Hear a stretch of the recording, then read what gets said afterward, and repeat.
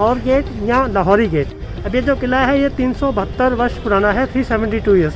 ठीक है, तो आप ये देखिए जो पत्थर है इसको लाल पत्थर बोलते हैं, राजस्थान से आता है क्योंकि सारा का सारा किला लाल पत्थर का बना हुआ है, इसलिए इसे कहते हैं लाल किला। और जब दीवार देख रहे हो ना, ये 3 तरफ से किले की दीवार से बनाते हैं 15 अगस्त को। तो हर वर्ष प्रधानमंत्री टीवी पे देखते हो, यहीं से आके झंडा चढ़ाते हैं। तो हम इंडिपेंडेंस डे हर साल 15 अगस्त को यहाँ से सेलिब्रेट करते हैं। इसके ऊपर से यहाँ रोज सुबह दरबार लगता था जिसमें शहर के आम लोग आते थे अपनी अपनी प्रॉब्लम्स के साथ, और बादशाह ठीक वहाँ बैठते थे, उन लोगों को सुनने के बाद उनका न्याय करते थे। तो it was like a court आम लोगों के लिए, और आम लोगों को केवल यहीं तक।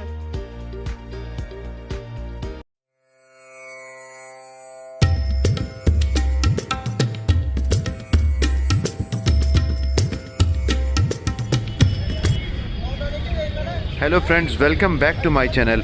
और आज हम आपको लेके आ गए हैं दिल्ली के फेमस लाल किले पे, यानी रेड फोर्ट पे, जो चांदनी चौक के बिल्कुल सामने स्थित है और पुरानी दिल्ली रेलवे स्टेशन से वॉकिंग डिस्टेंस पे है। ये यूनेस्को की वर्ल्ड हेरिटेज साइट भी है और आज हम आपको करवाएंगे इसका गाइडेड टूर। तो आइए चलते हैं। ठीक है सर, देखिए जो किला है इसको दिल्ली का लाल किला बोलते हैं और इसको मुगलों के 5वें बादशाह शाहजहां ने बनवाया था। शाहजहां ने इंडिया में 3 बड़ी इमारतें बनवाई। एक तो आगरा का ताजमहल, उसके बाद देखिए उस तरफ जो मस्जिद है उसको बोलते हैं जामा मस्जिद, तीसरा ये किला। तो ये तीनों इमारतें जो हैं शाहजहां ने बनवाई थी। अब इस किले को बनने में टोटल 10 साल का वक्त लगा, 1638 से लेकर 1648। इन 10 ईयर्स इट वॉज कम्प्लीटेड। और इसके 2 गेट हैं, एक तो ये सामने वाला गेट है, इसे कहते हैं लाहौर गेट, और एक गेट पार्किंग की तरफ है उस तरफ, उसे कहते हैं दिल्ली गेट, लेकिन वो पब्लिक के लिए नहीं है। उस ज़माने में 3 सिटीज़ पॉलिटिकली बहुत इंपॉर्टेंट थी, आगरा, दिल्ली और लाहौर, जो अब पाकिस्तान में है। क्योंकि इस गेट का फेस लाहौर की तरफ है, इसलिए इसे कहते हैं लाहौर गेट या लाहौरी गेट। अब ये जो किला है ये 372 वर्ष पुराना है, 372 ईयर्स। ठीक है, तो आप ये देखिए जो पत्थर है इसको लाल पत्थर बोलते हैं, राजस्थान से आता है क्योंकि सारा का सारा किला लाल पत्थर का बना हुआ है, इसलिए इसे कहते हैं लाल किला। और जब दीवार देख रहे हो ना, ये 3 तरफ से किले की दीवारें हैं, और जो इसकी बैक साइड चौथी तरफ है वहाँ दीवार नहीं है बल्कि नदी है, यमुना नदी। लेकिन उस समय में जो नदी है बिल्कुल किले को टच करके बहती थी, और ये देखिए किले के साथ साथ नहर बनी हुई है मोट, ये हमेशा यमुना के पानी से भरी जाती थी किले की सुरक्षा के लिए। लेकिन अभी जो नदी है वो केवल 1 किलोमीटर इसमें चली गई है नेचुरली, और द लास्ट 372 ईयर्स किले को टच नहीं करती, इसलिए इसमें अब कोई पानी नहीं होता। आप इधर आइए, वो देखिए जो किले के ऊपर पोल बना हुआ है। जब हम इंडिपेंडेंस डे मनाते हैं 15 अगस्त को, तो हर वर्ष प्रधानमंत्री टीवी पे देखते हो, यहीं से आके झंडा चढ़ाते हैं। तो हम इंडिपेंडेंस डे हर साल 15 अगस्त को यहाँ से सेलिब्रेट करते हैं। इसके ऊपर से बिल्कुल, वो देखिए पोल जो है। अच्छा, पोल बना हुआ है। ठीक है सर, तो इस लाहौरी गेट से हम अंदर चलेंगे।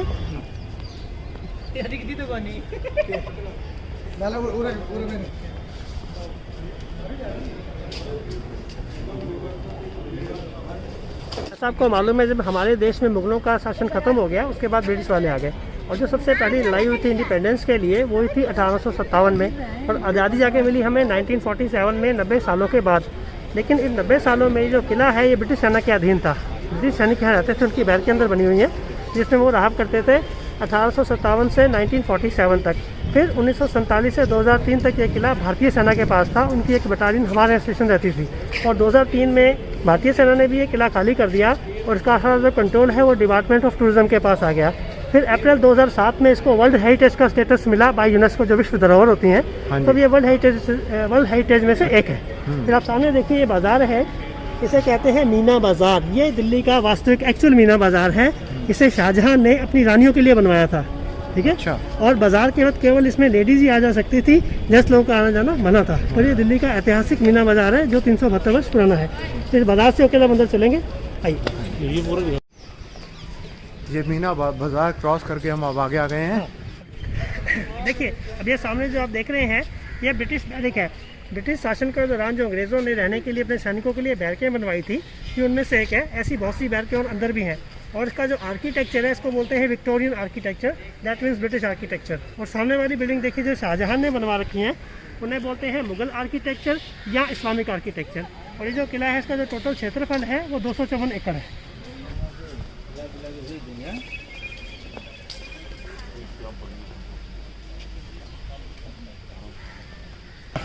अच्छा, ये मेन गेट है महल में जाने का। इसका नाम है नौबत खाना। अब जितने भी नाम है ना महलों के अंदर की तरफ, वो सारे के सारे फारसी भाषा में है। उस ज़माने की जो बोलचाल की भाषा थी, इट वॉज पर्शियन फारसी।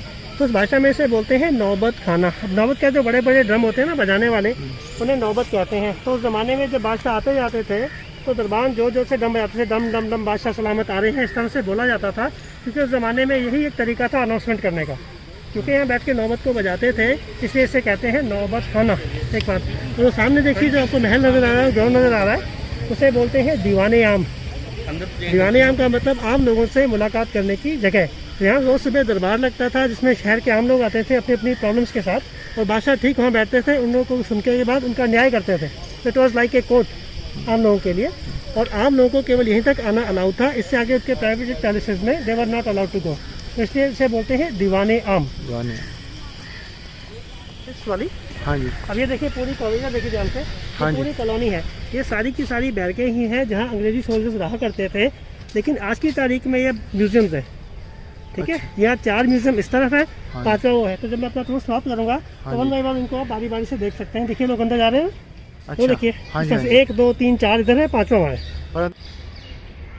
ये दीवाने आम का एक क्लोज़र व्यू है, और सामने वो जगह भी है जहाँ पे बादशाह बैठा करते थे और अपनी प्रजा को सुना करते थे।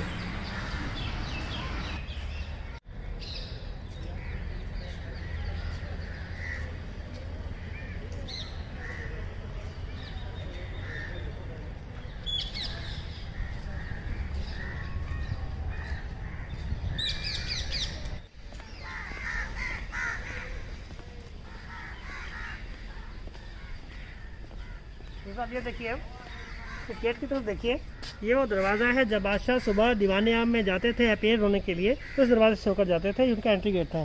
अच्छा, ये इस्तेमाल करते थे वो अंदर जाने के लिए।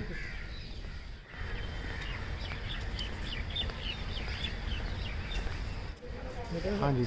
ये वाली जो बिल्डिंग है उसको बोलते हैं रंग महल, that means hall of entertainment. बादशाह यहाँ अपने शाही मेहमानों को इंटरटेन करते थे, उसके लिए नाच गाना पार्टीज वगैरह यहाँ ऑर्गेनाइज की जाती थी। फिर अब ये देखिए बाहर, ये जो चैनल है पानी चलाने वाले वाटर चैनल, देख रहे हैं इसमें पानी बहता है, देख रहे हो। अब ये देखिए इधर ऐसे ही सिमिलर चैनल अंदर भी बने हुए हैं पानी के लिए। तो सारे के सारे जितने भी महल हैं इन चैनल्स द्वारा इंटरकनेक्टेड है। तो ज़माने में वो लोग यमुना का पानी देखिए, गर्मियों में हमेशा इनमें पानी बहता था, क्योंकि जब आप मार्बल में पानी डालते हो ना तो एकदम ठंडा हो जाता है। अच्छा। सेकेंडली धीरे धीरे फाउंटेन देखिए, बीच में फवारा बना हुआ है, तो देखिए। हाँ जी, हाँ जी। और इसके पीछे यमुना नदी बहती थी जो मैंने आपको बताया। अच्छा, पीछे यमुना नदी हाँ, थी। तो ये तीनों चीज़ें मिलके इवन गर्मियों में भी इसको ठंडा रखती थी। उस ज़माने में ऐसी वैसी तो थे नहीं, तो यही एक माध्यम था कमरे को कूल रखने का, ठीक है। फिर आप ऊपर देखिए, जैसे कुछ उखाड़ा गया हो, तो ज़माने में इन सारे महलों में सोना चांदी हीरा जवाहर जड़ा हुआ था। लेकिन क्या हुआ, 1739 में एक ईरानियन इन्वेडर था नादिर शाह, उसने यहाँ पे आक्रमण किया, इनको हरा दिया और यहाँ से सारा सोना चांदी हीरा जवाहर लौट के अपने साथ यहाँ पे सब सोने चांदी से ईरान ले गया। अच्छा। ठीक है। उसमें 2 चीज़ बहुत इंपॉर्टेंट थी, एक तो जो इसका सिंहासन था ना शाहजहां का, जहाँ ये बैठते थे, उसका नाम था मयूर सिंहासन या पीकॉक थ्रोन या तख्ते ताउस, एक ही चीज़ है। दूसरा उसके पास हिंदुस्तान का सबसे कीमती हीरा था कोहिनूर। तो ये दोनों चीज़ें नादिर से अपने साथ ले गया।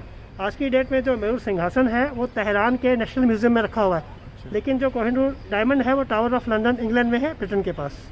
देखो ये सारी जगह यहाँ से चलेगा।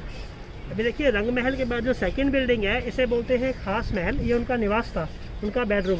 तो लोग यहाँ रहते थे। ये 4 कमरों का एक सेट है जो लोग सोने के लिए और नमाज के लिए यूज़ करते थे। और पूरे किले में सबसे बेहतरीन कमरा था। तो बेहद पर्शियन वर्क होता है जिसको मीनाकारी बोलते हैं। तो सारा कैसा देखिए सोना चांदी वगैरह सब जड़े हुए थे। यहाँ बादशाह रहते थे। हाँ, उनका बेडरूम था। उनका बेडरूम था। हाँ। और सामने देखिए जो नीचे अब जगह उस तरफ है, वहाँ उस जमाने में नीचे यमुना नदी बहती थी, बिल्कुल साथ में जुड़ के। बिल्कुल। लेकिन अब जो नदी है वो करीबन 1 किलोमीटर से ज़्यादा इसमें चली गई है, किले को टच नहीं करती। और नदी के किनारे किनारे जो रिंग रोड बनी हुई है उसके साथ साथ जितने भी हमारे राष्ट्रीय नेता हैं जिनकी डेथ हो चुकी है उनकी समाधियाँ बनी हुई हैं, जैसे राजघाट, शांति वन, शक्ति स्थल। बिल्कुल आप देखोगे उसके बैक साइड पे। बिल्कुल।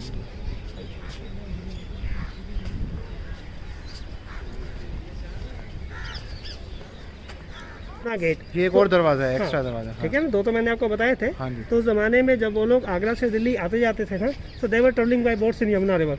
तो ये रास्ता सीधे नीचे नदी में जाता है जहाँ उनकी नाव वगैरह लगी होती थी। अब क्योंकि यमुना में जाने का रास्ता है इसलिए से बोलते हैं यमुना गेट। यमुना गेट। तो यहीं से वो ट्रैवल करके बाय रिवर चले जाते थे।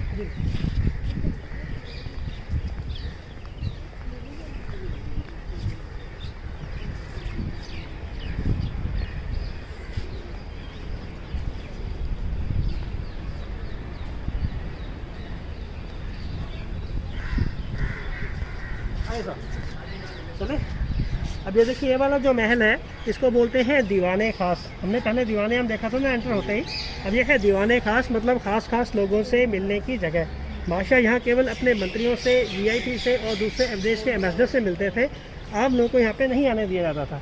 जब आप वो टेबल देख रहे हैं बिल्कुल सेंटर में, यहाँ उनका जो है मयूर सिंहासन पड़ा होता था। स्वयं बादशाह यहाँ बैठते थे और सारे मंत्रीजन उनके आजू बाजू में।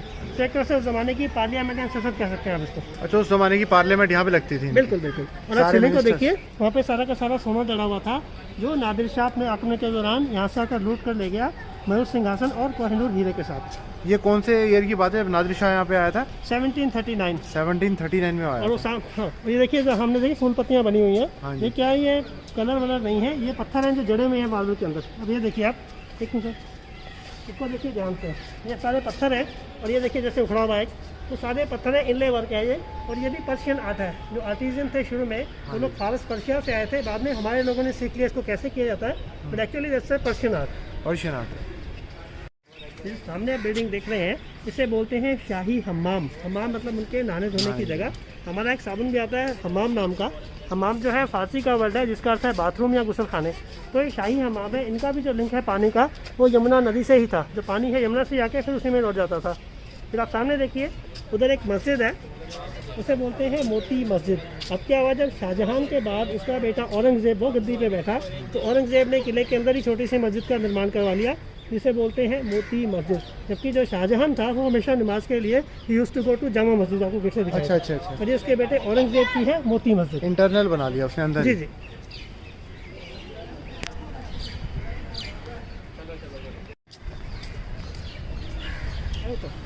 अब ये देखिए जो हमारे सामने गार्डन है, इसका नाम है हयात बख्श। इसका मतलब होता है जीवन देने वाला, पर फारसी में बोलते हैं हयात बख्श।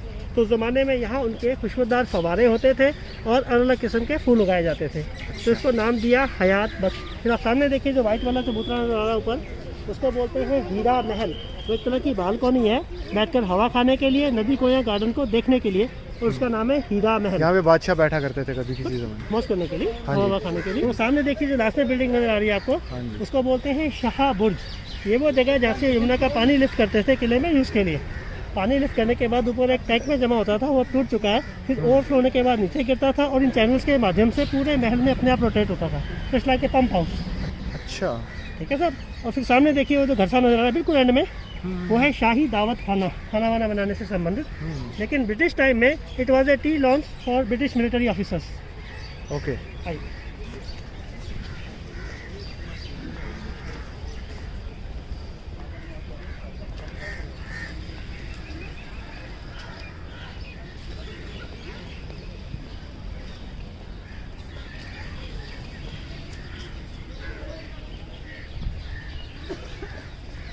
अब ये देखिए सामने जो व्हाइट वाला महल देख रहे हैं आप, ये वाला, और बिल्कुल एंड में देखिए उधर से लास्ट में जो व्हाइट वाला, ये आमने सामने बिल्कुल एक जैसी बिल्डिंग है। और इनके जो नाम अब हिंदी में है, अभी तक तो नाम जो थे फारसी में थे ना, अब हिंदी में है। इसका नाम है सावन, उसका नाम है भादो, जो हमारे बरसात के 2 महीने होते हैं। तो बरसात के मौसम ये में नाम बाद में रखे गए हैं क्या? नहीं, सिर्फ रखे गए थे उन्होंने उसी वक्त रखे गए थे। तो रेन के मौसम में जब लोग रेन को एंजॉय करते थे तो यहाँ के बैठते थे, एक तरफ लेडीज़ एक तरफ gents, just to enjoy the rain. और बीच में देखिए जो लाल सा महल बना हुआ है, अब इसका नाम है जफ़र महल। जो आखिरी मुगल बादशाह था उसका नाम था बहादुर शाह जफ़र, उसने इसे बनवाया था, इसलिए इसे कहते हैं जफ़र महल। बहादुर शाह को 1857 में अंग्रेज़ों ने दिल्ली से बंदी बना लिया था। फिर इसको इंडिया से बाहर भेज दिया रंगून वर्मा में। यहाँ से पहले कलकत्ता ले गए, फिर कलकत्ता से रंगून, जहाँ वहाँ जाके अंत में इसकी डेथ हो गई। तो इसको गिरफ्तार करने के बाद अंग्रेज़ों ने हमारे पूरे देश पे अधिकार कर लिया, क्योंकि उस समय ये बादशाह था। बादशाह को पकड़ लिया तो कहानी खत्म हो गई सारी। इसलिए 1857 से लेकर 1947 तक ब्रिटिश ही हमारे देश पर हुकूमत करते रहे, जब तक कि हम 15 अगस्त को आज़ाद नहीं हो गए। ठीक है सर। और ये सामने आप बिल्डिंगें देख रहे हैं, जो ये सारी की सारी बैरकें हैं जो उन्होंने अपने सैनिकों को रखने के लिए बनवाई थी। बट आज की डेट में हम इन्हीं बैरकों को जो है एज म्यूजियम यूज़ करते हैं। जैसे अब ये देखिए जो पहला वाला म्यूजियम है टू द लेफ्ट, यहाँ जो 1857 में दिल्ली में लड़ाई हुई मुगलों की और अंग्रेज़ों की, जिसमें इसको बंदी बना लिया गया, वो सारा इतिहास इसमें समझाया गया, इंक्लूडिंग उनके वेपन्स, वस्त्र वगैरह रखे हुए हैं। फिर आज ये सेकंड पे जो सेकंड म्यूजियम है, इसमें जो अमृतसर में जलियांवाला बाग है, जहाँ जनरल डायर ने शूट आउट किया था 1919 में, वो सारी जानकारी इसमें दी गई है।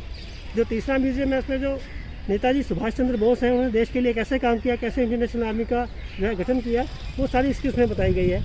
और जो लास्ट वाला म्यूजियम है उसमें जो इंडिया के बेस्ट पेंटर्स हैं उनकी कुछ एक पेंटिंग रखी गई है आप लोगों के देखने के लिए।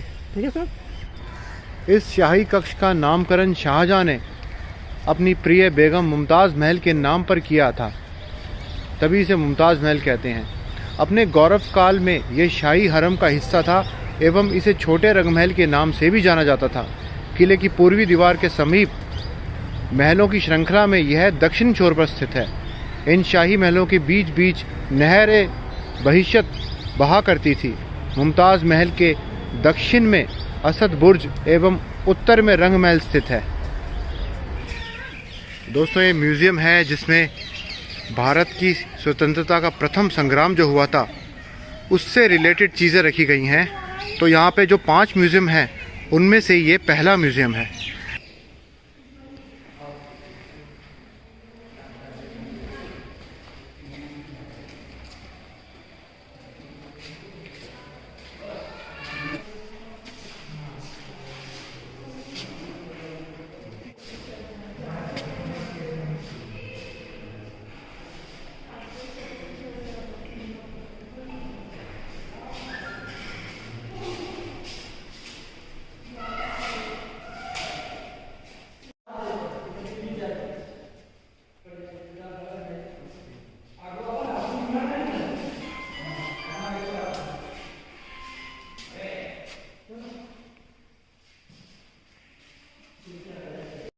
दोस्तों, ये दूसरा म्यूज़ियम है जो लाल किले के अंदर है और इसका नाम है यादें जलियां।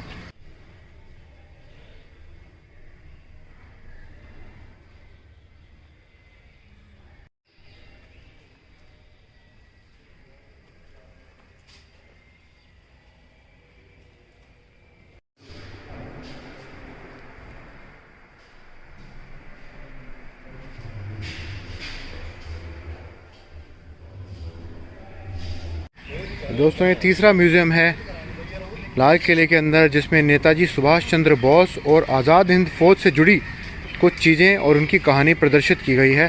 तो आइए देखते हैं एक झलक।